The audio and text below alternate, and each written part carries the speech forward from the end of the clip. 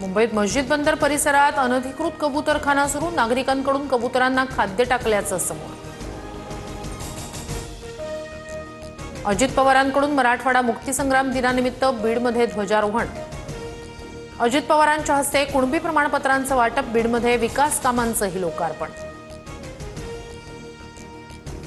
मराठवाड्यात हैदराबाद गॅझेट लागू झाल्यानंतर कुणबी प्रमाणपत्रांचं वाटप सुरू, हिंगोलीत पालकमंत्री नरहरी झिरवाळ यांच्याकडून मराठा बांधवांना प्रमाणपत्र। खाडाखोड किंवा फोर्जरी कागदपत्रांच्या आधारावर दाखले देऊ नका, पूर्णपणे पडताळणी करूनच मराठ्यांना कुणबी जात प्रमाणपत्र द्यावे, ओबीसी उपसमिती बैठकीत चंद्रशेखर बावनकुळेंचे आदेश।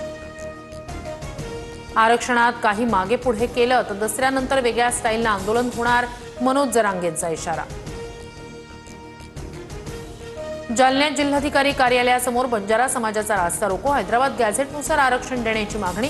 आमरण उपोषणाला पालकमंत्री पंकजा मुंडे यांनी भेट न दिल्यामुळे आंदोलक आक्रमक।